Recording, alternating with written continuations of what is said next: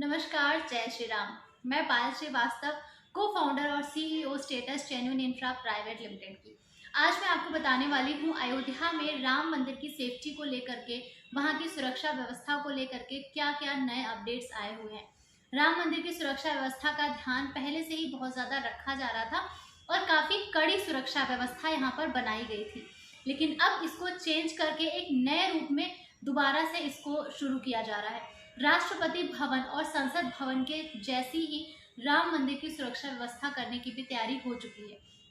बंदूक से नहीं बल्कि आधुनिक उपकरणों का यहाँ पर इस्तेमाल किया जाएगा सुरक्षा के लिए। सुरक्षा का ये प्लान CISF ने तैयार किया है। राष्ट्रपति भवन और संसद भवन की जो सुरक्षा व्यवस्था होती है उसी की तर्ज पे राम मंदिर की सुरक्षा व्यवस्था का प्लान भी तैयार किया गया है और इस प्लान को इन्होंने 8 भागों में डिवाइड भी किया है। सुरक्षा व्यवस्था के इस प्लान को 8 प्रमुख भागों में बांटा गया है, जिससे कि खास जो बिंदु हैं उन पर फोकस किया जा सके, किसी भी तरह की चूक ना हो, उसके लिए ये पूरा प्लान तैयार किया गया है। थ्रेट परसेप्शन और रिस्क एनालिसिस का मेन यहाँ पर ध्यान रखा गया है पहले ऑप्शन में। सेकंड में दूसरे बिंदु की अगर हम बात करें तो एक्सेस कंट्रोल के बारे में इसमें डिस्कस किया जाएगा और एक्सेस कंट्रोल से रिलेटेड सारी चीजें इसमें होंगी। तीसरा है सुरक्षा में कितने बल की जरूरत है। तीसरे बिंदु में सुरक्षा व्यवस्था के लिए वहां पर कितने बल की जरूरत पड़ेगी, कितने सैनिकों की जरूरत पड़ेगी और उनके रहने के पुख्ता इंतजाम भी किए जा चुके हैं। अपने एक वीडियो में मैं इसके बारे में पहले ही जानकारी दे चुकी हूँ। अगर आपको वीडियो पसंद आए तो लाइक जरूर करिएगा, अगर पसंद नहीं आता है तो आप बिल्कुल भी लाइक मत करिए और अपनी राय कमेंट में जरूर लिखें। इसके बाद चौथा जो आता है ऑप्शन वो है फायर सेफ्टी वाला। फायर सेफ्टी के बिंदु पर भी खास ध्यान रखा गया है, जिसमें डॉक्यूमेंट सेफ्टी, आपातकालीन खुफिया जानकारी से रिलेटेड चीजें इस चौथे नंबर में रखी गई हैं। आपातकालीन सुरक्षा के उपाय के लिए छठे नंबर का बिंदु इन्होंने तैयार किया है। अगर सातवें बिंदु की बात करें तो उसमें क्राउड कंट्रोल मैनेजमेंट का जो प्रोसीजर है उसे रखा गया है, क्योंकि अयोध्या में इस समय भी क्राउड काफी ज्यादा बढ़ चुका है। जितनी की उम्मीद नहीं की गई थी उससे ज्यादा श्रद्धालु अयोध्या पहुंच रहे हैं। तो जाहिर सी बात है कि उद्घाटन के बाद ये क्राउड एकदम से काफी ज्यादा बढ़ने वाला है और इसीलिए सातवें पॉइंट में क्राउड कंट्रोल मैनेजमेंट प्रोसीजर को रखा गया है। स्टाफ फायर सेफ्टी ट्रेनिंग, यहाँ पर जितना भी स्टाफ अपॉइंट किया जाएगा उनको ट्रेनिंग के लिए भी भेजा जाएगा। बिना ट्रेनिंग के किसी को भी अपॉइंट नहीं किया जाएगा। तो 8वें स्टेप में ट्रेनिंग के बारे में भी बात की गई है। राम मंदिर की सुरक्षा व्यवस्था के लिए CISF ने खास सुरक्षा ग्रिल लगाने का सुझाव भी दिया है, जिसपे इस समय काम चल रहा है और इस सुरक्षा ग्रिल को सिर्फ राम मंदिर के लिए ही बनाया जाएगा। खास तौर पर भीड़ और थ्रेट परसेप्शन का जो आकलन किया है CISF ने सुरक्षा से संबंधित, उसको लेकर के उन्होंने काफी सुझाव भी दिए हैं। मौजूदा समय में अगर हम बात करें तो रामलला की सुरक्षा व्यवस्था की बात अगर हम करते हैं तो उसमें CRPF के जो हवाले किया गया था, इस पूरी सुरक्षा व्यवस्था को CRPF के हवाले किया गया था मौजूदा समय में। अभी जो वहां पर सुरक्षा व्यवस्था है, उसके अलावा श्री राम जन्मभूमि परिसर की सुरक्षा व्यवस्था के लिए वहां पर एक SSF को गठित किया गया है, जिसमें 110 जवान यहाँ पर तैनात हैं, जिनको मौजूदा समय में बढ़ा भी दिया गया है।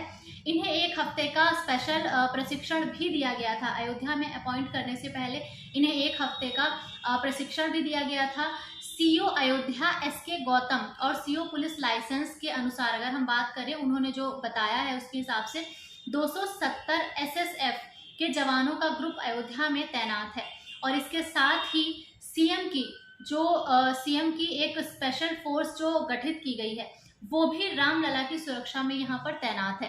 राम जन्मभूमि परिसर की अगर बात करें तो उसके साथ साथ पूरी अयोध्या को येलो जोन में रखा गया है। सुरक्षा व्यवस्था की दृष्टि से इसे येलो जोन में रखा गया। और इसी के साथ अगर हम बात करें रामलला की सुरक्षा की, तो रामलला की सुरक्षा में उनका अंगरक्षक और उसके साथ ही PAC की 12 कंपनियां, राम जन्मभूमि परिसर में लगभग 2 कंपनियां येलो जोन में तैनात की गई हैं, जिनके वहां पर सुरक्षा व्यवस्था इनके द्वारा दी जा रही है।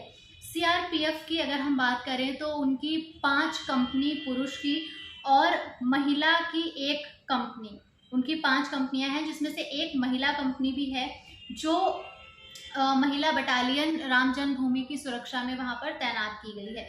इसके अलावा अगर हम इसकी पूरी सुरक्षा व्यवस्था को देखें तो अब इसे एक नया रूप दिया जा रहा है, एक नए सिरे से इस सुरक्षा व्यवस्था को इसमें बदलाव किए जा रहे हैं और लगभग सारी ही चीज़ें जो पहले की थी वो बिल्कुल चेंज होने वाली हैं। CISF के साथ ही और कई कंपनियां ऐसी हैं जो यहाँ पर मिल करके राम मंदिर की सुरक्षा व्यवस्था की का जो प्लान है उसको तैयार कर रही हैं।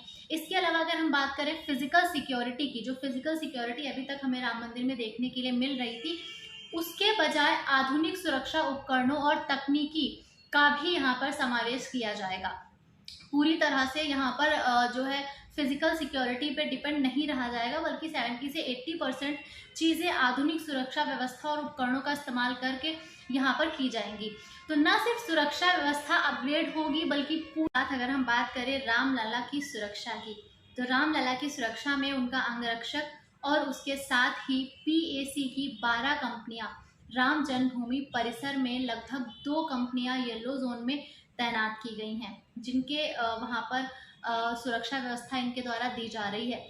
CRPF की अगर हम बात करें तो उनकी 5 कंपनी पुरुष की और महिला की 1 कंपनी, उनकी 5 कंपनियां हैं जिसमें से 1 महिला कंपनी भी है जो महिला बटालियन राम जन्मभूमि की सुरक्षा में वहां पर तैनात की गई है। इसके अलावा अगर हम इसकी पूरी सुरक्षा व्यवस्था को देखें तो अब इसे एक नया रूप दिया जा रहा है, एक नए सिरे से इस सुरक्षा व्यवस्था को इसमें बदलाव किए जा रहे हैं और लगभग सारी ही चीज़ें जो पहले की थी वो बिल्कुल चेंज होने वाली हैं। CISF के साथ ही और कई कंपनियां ऐसी हैं जो यहाँ पर मिल करके राम मंदिर की सुरक्षा व्यवस्था का जो प्लान है उसको तैयार कर रही हैं। इसके अलावा अगर हम बात करें फिजिकल सिक्योरिटी की, जो फिजिकल सिक्योरिटी अभी तक हमें राम मंदिर में देखने के लिए मिल रही थी, उसके बजाय आधुनिक सुरक्षा उपकरणों और तकनीकी का भी यहाँ पर समावेश किया जाएगा। पूरी तरह से यहाँ पर जो है फिजिकल सिक्योरिटी पे डिपेंड नहीं रहा जाएगा, बल्कि 70 से 80% चीज़ें आधुनिक सुरक्षा व्यवस्था और उपकरणों का इस्तेमाल करके यहाँ पर की जाएंगी।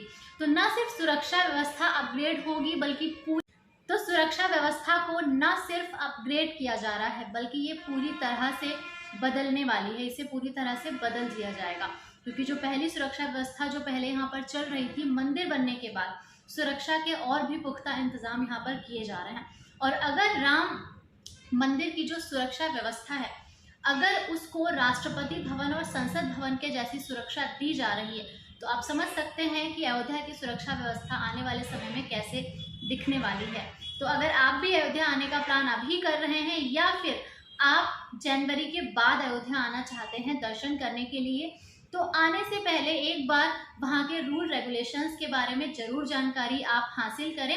और अगर आप इसके लिए ज़्यादा मेहनत नहीं करना चाहते हैं तो आप हमारे चैनल को भी सब्सक्राइब कर सकते हैं, क्योंकि उससे रिलेटेड या अयोध्या के किसी भी डेवलपमेंट से रिलेटेड कोई भी जो जानकारी होती है उसको वेरीफाई करने के बाद हम अपने चैनल पर अपलोड करने का प्रयास करते रहते हैं। तो जो भी यहाँ से आपको जानकारी मिलेगी वो बिल्कुल सही होगी। और मंदिर में दर्शन करने को लेकर के जो भी नए अपग्रेड होंगे वो भी हमारे द्वारा चैनल पर अपलोड किए जाएंगे। तो यहाँ से आपको लगभग सारी जानकारी मिल जाएगी। तो आज के लिए हमारा ये वीडियो इतना ही है। हम अगले वीडियो में फिर से आपसे दोबारा मुलाकात करेंगे। तब तक के लिए नमस्कार, जय श्री राम।